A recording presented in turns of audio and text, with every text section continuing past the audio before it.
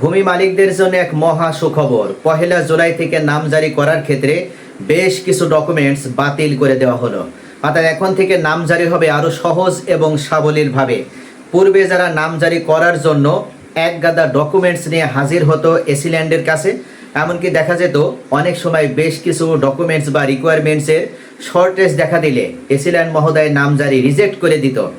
এখন তাদের এই গাদা গাদা অর্থাৎ এক কারি ডকুমেন্টস আর অ্যারেঞ্জ করে এসিল্যান্ডের কাছে নিয়ে যাওয়ার কোনো প্রয়োজন নেই। জাস্ট কয়েকটি ডকুমেন্টস সংগ্রহ করে নিয়ে যেতে পারলেই এসিল্যান্ড মহোদয় নাম জারি করে দিতে বাধ্য থাকবে।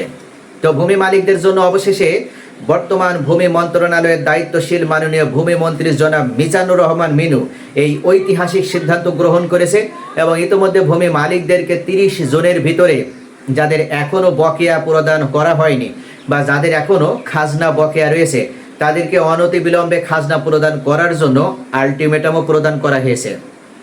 অর্থাৎ আপনার জমির মালিকানার সকল কাগজপত্র রেডি আছে, আপনি খাজনা প্রদান করেননি, তাহলে অনতিবিলম্বে আপনাকে 30 জুনের ভিতরে খাজনা পরিশোধ করতে হবে। যদি আপনি 30 জুনের ভিতরে খাজনা পরিশোধ না করেন তাহলে মনে রাখবেন 1 জুলাই থেকে অর্থাৎ ঠিক 1 জুলাই শুরু হওয়ার পরে আপনি যখনই খাজনা দিতে যাবেন তখন আপনার কাছ থেকে পূর্বের তুলনায় আরও কয়েক গুণ বেশি পরিমাণে সুদ আদায় করা হবে। এবং ইতিমধ্যে ভূমি মন্ত্রণালয়ের পক্ষ থেকে চলমান এই ভূমি সেবা সপ্তাহে স্পষ্টভাবে জানিয়ে দেওয়া হয়েছে এবং উল্লেখ করা হয়েছে, আপনি যদি নিরঙ্কুশভাবে সুদ মুক্তভাবে খাজনা প্রদান করতে চান এবং সরকারকে যদি বেশি পরিমাণে রাজস্ব প্রদান করতে না চান তাহলে অনতিবিলম্বে আপনার যে খাজনা বকেয়া রয়েছে সেই খাজনা পরিশোধ করতে হবে এবং 30 জুনের ভিতরে এই আলটিমেটামের ভিতরে আপনাকে খাজনা পরিশোধ করতে হবে। ইতিমধ্যে আমরা সকলেই জানি খাজনা পরিশোধের জন্য অবশ্যই আপনার শুধু দলিল থাকলে হবে না। অনেক ভূমি মালিক আছে তারা মনে করে তাদের তো একটা দলিল আছে, তাহলে জাস্ট এই দলিলটা নিয়ে গেলে তো সে খাজনা দিতে পারবে, কিন্তু না, এটা সম্পূর্ণ একটা ভুল ধারণা। আপনার যে দলিলটা আছে এই দলিলটা জাস্ট আপনার স্থানীয় মালিকানার প্রমাণ হিসেবে ভূমিকা পালন করে, কিন্তু এই দলিলটাই আপনার মালিকানার সকল কাগজ নয়, এটা আপনার শতভাগ গ্যারান্টিয়ার নয়। যদি আপনি শতভাগ নিশ্চয়তা প্রদান করতে চান তাহলে অবশ্যই আপনার নামজারি থাকতে হবে, কিন্তু এখানেই দেখা দেয় সব থেকে বড় বিড়ম্বনা, সব থেকে বড় হয়রানি। বাংলাদেশের ভূমি মালিকেরা শিক্ষিত বা অল্প শিক্ষিত যাই হোক, তারাও যেন চরমভাবে এই বিড়ম্বনার মুখোমুখি হয় যখনই এই ভূমি উন্নয়ন কর প্রদান করতে হয় বা নামজারি করতে হয়। আর যে কারণে ভূমি মালিকেরা জাস্ট দলিল পর্যন্তই তারা দলিল তৈরি করে রেখে দেয়, অপেক্ষা করে, মনে করে যখন নতুন রেকর্ড আসবে তখন তারা দলিল দেখানোর মাধ্যমে নিজেদের নামে জমি রেকর্ড করে নেবে, কিন্তু এখন নামজারি করতে যে ঝামেলা, এই ঝামেলা পোহাবে না। তো অবশেষে এই ভূমি মালিকদেরকে জানতে হবে, আপনি যতক্ষণ পর্যন্ত নামজারি করতে না পারবেন ততক্ষণ পর্যন্ত আপনি শুধুমাত্র দলিল দিয়ে কিন্তু খাজনা পরিশোধ করতে পারবেন না। এখন খাজনা আর কিন্তু অ্যানালগ পদ্ধতিতে নেওয়া হয় না, ফিজিক্যালি নেওয়া হয় না, এখন খাজনা নেওয়া হয় অনলাইনে এবং এখানে বেশ কিছু ডিরেকশন বা স্টেপ মেনে আপনাকে খাজনা প্রদান করতে হয়। আর যে কারণে আপনার শুধু দলিল থাকলে হবে না, আপনার দলিলটি নামজারি থাকা লাগবে এবং আপনার একটা নামজারি খতিয়ান থাকতে হবে। তবে সরকার অবশেষে যারা এখনও নামজারি করেনি তাদের জন্য বড় ধরনের একটা সুবিধা প্রদান করলো।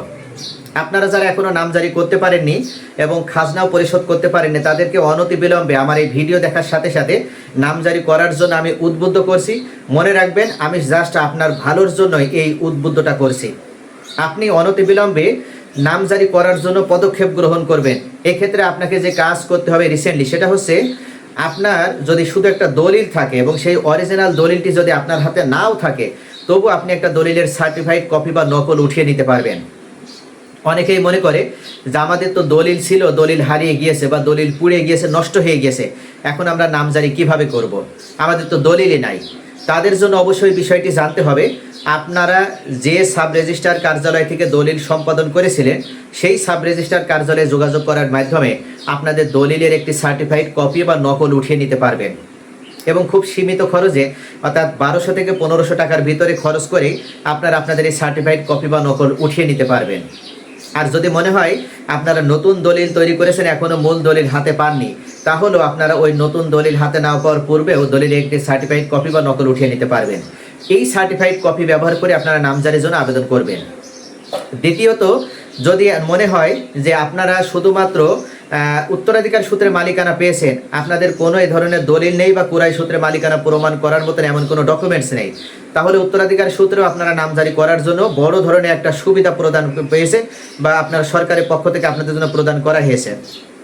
সুবিধাটা হচ্ছে আপনারা জাস্ট একটা ওয়ারিশান সনদ সংগ্রহ করবেন, যে ওয়ারিশান সনদটি হবে আপনাদের একটি সঠিক এবং লিগ্যাল সনদ।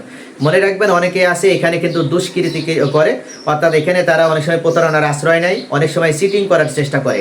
অনেক ভাইরা আছে বোনদেরকে বঞ্চিত করে নিজেরা ওই সম্পত্তি বেশি করে অংশ নেওয়ার জন্য তারা কয়েক ভাইদের নাম উল্লেখ করে তারা ওয়ারিশান সনদ তৈরি করে। এটা কোনোভাবেই করা যাবে না। মনে রাখবেন, দুনিয়াতে যেমন ভালো থাকতে হবে, পরকালেও ভালো থাকতে হবে। অর্থাৎ দুনিয়া এবং পরকাল উভয় জগতে যদি নিষ্কলুষ, নিট অ্যান্ড ক্লিন থাকতে হয়, তাহলে অবশ্যই কারোর অংশ ফাঁকি দেওয়া যাবে না। অর্থাৎ প্রত্যেকটা জায়গায় সঠিকভাবে অংশ বুঝিয়ে দেওয়ার ব্যবস্থা করতে হবে। আর এক্ষেত্রে আপনাকে যে কাজটি করতে হবে, আপনাদের ভোটার আইডি কার্ড অনুযায়ী, আপনার বোনেদের ভোটার আইডি কার্ড অনুযায়ী অবশ্যই একটা সঠিক ওয়ারিশান সনদ সংগ্রহ করে নিতে হবে। এই ওয়ারিশান সনদটি ব্যবহার করে আপনারা নামজারির জন্য আবেদন করতে পারবেন। তবে এখানে এসিল্যান্ড সাহেব আপনাদেরকে যৌথ খতিয়ানের ভিত্তিতে নামজারি প্রদান করবেন। তো প্রিয় দর্শক, নামজারির জন্য আপনাদের এখন যে কয়েকটি ডকুমেন্টস বাধ্যতামূলকভাবে অব্লিগেটরি প্রয়োজন হবে, তার ভিতরে এই দুইটা ডকুমেন্টস কিন্তু অবশ্যই দরকার হবে, অর্থাৎ দলিল এবং আপনারা যদি উত্তরাধিকার সূত্রে মালিকানা পেয়ে নামজারি করতে চান তাহলে অবশ্যই একটা ওয়ারিশান সনদ। তৃতীয় পর্যায়ে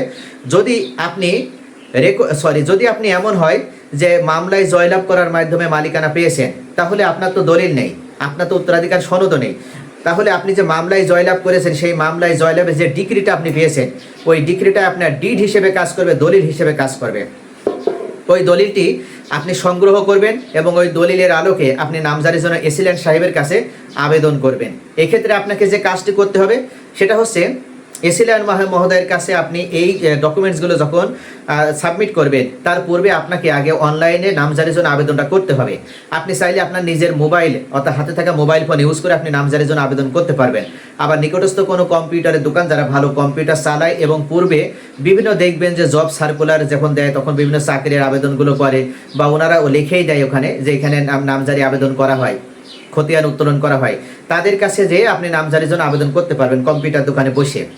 এবং যখন নামজারির জন্য আবেদন হয়ে যাবে তখন আপনি একটা কেস নাম্বার পাবেন, আপনি একটা মোবাইল নাম্বার দিতে হয়, এই মোবাইল নাম্বারে আপনার কেস নাম্বারটা চলে আসবে।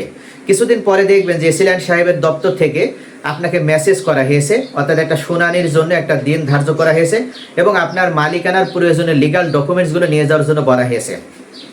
আগে সকলে একটা ধোঁয়াশার ভিতরে থাকতো যে কোন ডকুমেন্টসগুলো নিয়ে যাবে, তবে এখন কিন্তু এসিল্যান্ড সাহেব নিজেই জানিয়ে দিতে বাধ্য এবং ভূমি মন্ত্রণালয়ের পক্ষ থেকে নির্দেশনা দেওয়া হয়েছে প্রত্যেকটা মালিককে জানিয়ে দেওয়ার জন্য যে কী কী ডকুমেন্টস তাদের প্রয়োজন হবে। তো এই ক্ষেত্রে আপনার দলিল লাগবে, নামজারি খতিয়ান লাগবে, যদি নামজারি তো আপনার নাই, তাহলে এক্ষেত্রে সর্বশেষ যে রেকর্ড খতিয়ান আপনার এলাকায় হয়েছে সেই সর্বশেষ রেকর্ড খতিয়ানটা লাগবে।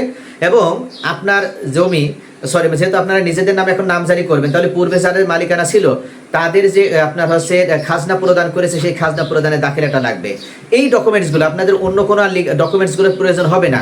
আপনার সেই সিএস রেকর্ড, এসি রেকর্ড এগুলোর কোনো প্রয়োজন নেই, এগুলো টেনে নিয়ে বেড়ানোর কোনো প্রয়োজন নেই। জাস্ট এই ডকুমেন্টসগুলো নিয়ে যাবেন এবং আপনার ভোটার আইডি কার্ড, আপনার সচল মোবাইল নাম্বার এগুলো অ্যাক্টিভ থাকলেই হবে। এবং এই লিগাল ডকুমেন্টসগুলো যখন নিয়ে যাবেন তখন এসিল্যান্ড সাহেব যাচাই বাছাই করে আপনার নামজারি অ্যাপ্রুভ করে দিবে। মনে রাখবেন, যদি এসিল্যান্ড সাহেব নামজারি দিতে না চায় এবং যদি টাকা বেশি ডিমান্ড করে, তাহলে সেক্ষেত্রে অবশ্যই মনে রাখবেন যে তিনি দুর্নীতিগ্রস্ত। বাংলাদেশের বেশিরভাগ এসিল্যান্ডই এখন দুর্নীতিমুক্তভাবে কাজ করছে, আর যে কারণে আপনি খুব সহজে সরকার নির্ধারিত ফি 1170 টাকার ভিতরে আপনার নামজারি করে নিতে পারবেন। এবং নামজারি করে নেওয়ার পরে আপনি 30 জনের ভিতরে খাজনা প্রদান করে আপনি সরকারের যে আলটিমেটাম, সেই আলটিমেটাম ভিতরে খাজনা প্রদান করে আপনার জমি আপনি নিট অ্যান্ড ক্লিন অবস্থায় রেখে দিতে পারবেন।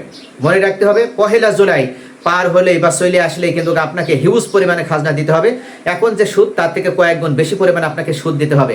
তখন দেখা যাবে এখন যে টাকা আপনি 500 টাকায় খাজনা দিতে পারতেন, তখন কিন্তু 2500-3000 টাকা লেগে যাবে। তাই আগে থেকে আমরা সচেতন হব। যাদের এখনো নামজারি নেই তাদের জন্য সুবিধা প্রদান করা হয়েছে, অনতিবিলম্বে নামজারি করে খাজনা প্রদান করে নেন, তাহলে আপনি সকল বিপদমুক্ত থাকতে পারবেন।